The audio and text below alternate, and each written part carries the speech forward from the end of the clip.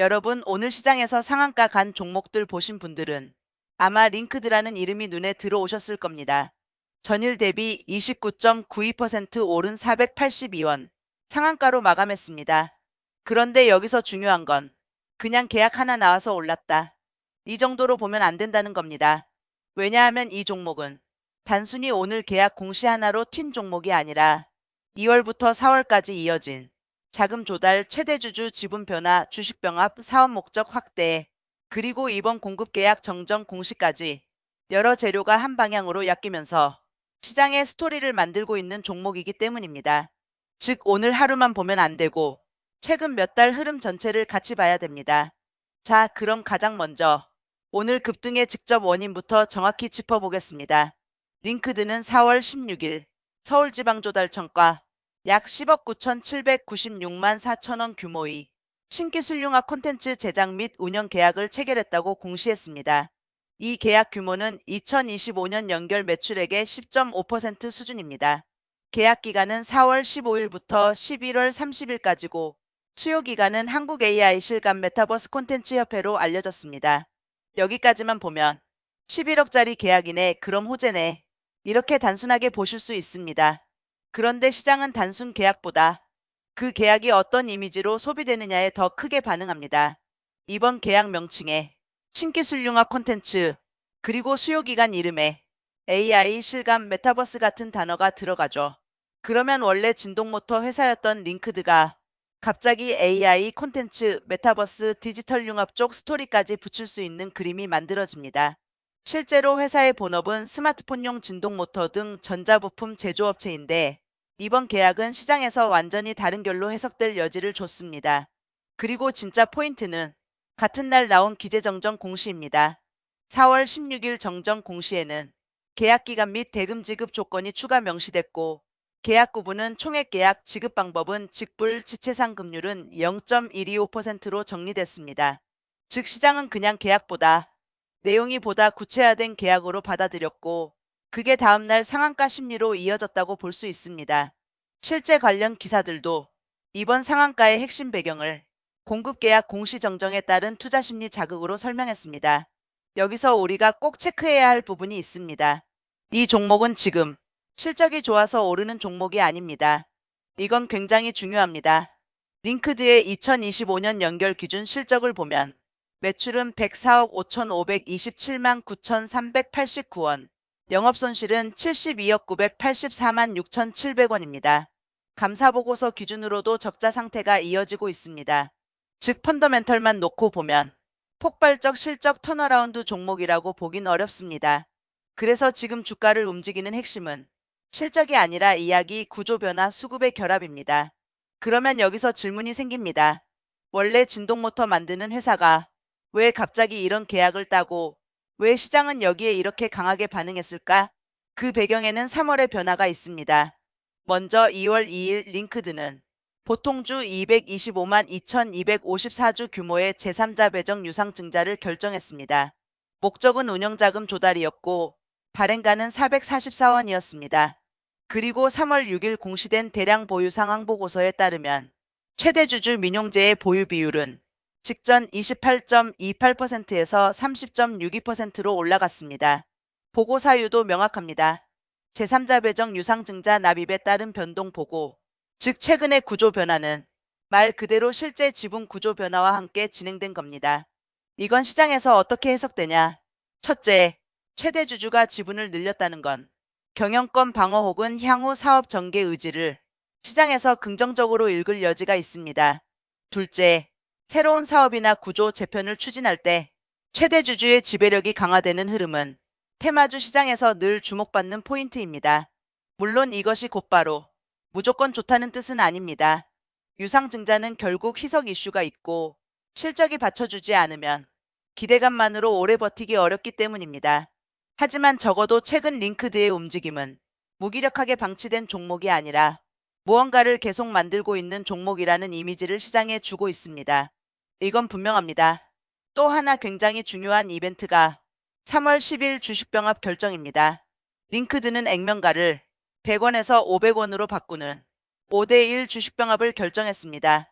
병합 목적은 적정 유통 주식수 유지라고 공시됐고 발행 주식 총수는 기존 6,684만 4,667주에서 병합 후 1,336만 8,933주로 줄어들 예정입니다. 효력 발생일은 5월 1일, 매매거래 정지 예정 기간은 4월 29일부터 5월 21일, 신주 상장 예정일은 5월 22일입니다. 이게 왜 중요하냐? 주식병합은 표면적으로는 적정 유통 주식수 유지지만 시장에서는 보통 저가주 이미지 탈피, 호가 안정화, 비정상적으로 많은 주식수 정리, 그리고 이후 스토리 전개 준비 과정으로 많이 해석합니다. 특히 동전주 성격이 강한 종목이 주식병합과 사업 목적 확대 그리고 새로운 계약 뉴스까지 비슷한 시기에 한꺼번에 나오기 시작하면 시장 참여자들은 이 종목 뭔가 새판 짜는 거 아니냐 이렇게 받아들이는 경우가 많습니다. 바로 그 기대감이 이번 상한가의 바탕에 깔려 있다고 볼 수 있습니다. 이건 공시들을 이어서 보면 충분히 가능한 해석입니다. 그리고 3월 10일 주총 소집 관련 공시와 3월 30일 정기 주총 결과를 보면 링크드는 실제로 사업 목적 추가도 진행했습니다. 공시 스니펫 기준으로 확인되는 추가 목적에는 인공지능 학습 콘텐츠 개발 및 관련 사업, 인공지능 데이터 센터 개발 설계 구축 및 운영업, 3D 시뮬레이션 관련 내용 등이 포함됩니다. 즉 회사가 스스로도 기존 전자부품 회사 이미지에서 AI 콘텐츠 데이터 센터 디지털 융합 영역으로 외연을 넓히는 방향을 제시하고 있는 겁니다. 여기서 이번 계약을 다시 보면 그 그림이 더 선명해집니다. 원래 본업은 진동 모터, 그런데 사업 목적에는 AI 콘텐츠와 데이터 센터, 그리고 실제로는 신기술 융합 콘텐츠 제작 및 운영 계약이 등장. 이 조합은 시장에서 굉장히 좋아하는 조합입니다. 왜냐하면 실적이 약한 회사도 신사업 스토리 하나만 강하게 붙으면 단기적으로 수급이 몰릴 수 있기 때문입니다. 특히 계약 상대가 서울지방조달청이고 수요기간 이름에도 AI 실감 메타버스가 붙어 있으면 공공 수요 AI 콘텐츠 메타버스라는 그림이 만들어집니다. 작은 계약이라도 심리적으로는 크게 소비될 수 있는 구조입니다. 다만 여기서 냉정해야 합니다. 계약 규모 10억 9,796만 원은 분명 회사 입장에서 의미가 있는 돈이지만 이것만으로 회사의 실적 체질이 완전히 바뀐다고 보기는 아직 이릅니다. 그리고 공시정정으로 상한가가 나왔다는 건 반대로 말하면 재료가 아주 압도적으로 큰 본질 변화라기보다는 시장이 민감하게 반응할 만한 재료가 적절한 시점에 붙었다는 의미도 됩니다. 그래서 이 종목은 중장기 투자 논리보다 단기 수급 논리가 더 강한 종목으로 보는 게 맞습니다. 또 하나 봐야 할 게 자금 사정과 재무 압박 신호입니다. 2월 12일 링크드는 탑업인 주식 및 출자증권 양도 결정을 공시했고 그 공시 스니펫에는 양도 목적이 운영자금 및 채무상환자금으로 표시돼 있습니다. 이건 회사가 재무적으로 여유가 넘쳐서 움직였다기보다 현금 흐름 관리가 필요한 상황일 수 있다는 점을 시사합니다. 즉 지금 링크드는 좋은 실적 위에 추가 모멘텀이 붙는 회사라기보다는 적자가 이어지는 가운데 신사업과 구조 변화, 자금 조달, 이미지 재정비를 통해 주가 모멘텀을 만들고 있는 회사에 가깝습니다. 이제 가장 중요한 질문. 그래서 링크드가 앞으로 더 갈 수 있느냐? 이건 세 가지로 나눠서 봐야 합니다. 첫 번째, 추가 공시가 이어지느냐입니다. 지금까지의 흐름을 보면 2월 유상증자, 3월 최대주주 지분 증가와 주식병합, 사업 목적 추가, 4월 공급 계약 및 정정 공시까지 재료가 끊기지 않고 이어졌습니다. 만약 여기서 추가 계약, 추가 사업 구체화 혹은 새 IR 포인트가 또 나오면 시장은 연속 스토리로 볼 가능성이 있습니다. 그럴 경우 단기 2차 파동 가능성은 열려 있습니다.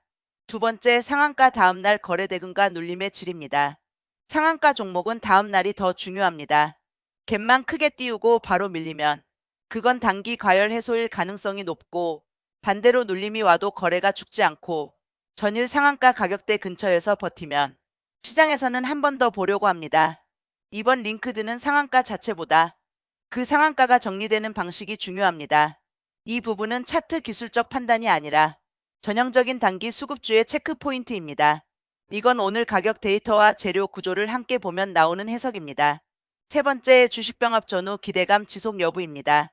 링크드는 4월 29일부터 5월 21일까지 매매 거래 정지가 예정돼 있고 5월 22일 신주 상장이 예정돼 있습니다. 이 말은 곧 병합 전까지 기대감이 한 번 더 붙을 수 있고 반대로 병합 이후에는 기대감이 빠질 수도 있다는 뜻입니다. 이런 종목은 이벤트 전에는 스토리로 움직이고 이벤트를 지나면 현실을 보기 시작하는 경우가 많습니다. 그래서 병합 일정도 반드시 함께 봐야 합니다. 정리해 보겠습니다. 링크드는 본질적으로 스마트폰용 진동 모터 등 전자부품 회사입니다. 하지만 최근에는 AI 콘텐츠, 데이터 센터, 3D 시뮬레이션 등 신사업 목적을 추가했고 실제 공공조달 형태의 신기술융합 콘텐츠 계약까지 따내면서 시장에 완전히 다른 얼굴을 보여주고 있습니다. 반면 실적은 아직 약합니다. 2025년 연결 기준 영업손실이 이어졌고 운영자금 및 채무상환 목적의 자산 양도 결정도 있었습니다. 즉, 이 회사를 탄탄한 실적 성장주로 보긴 어렵습니다.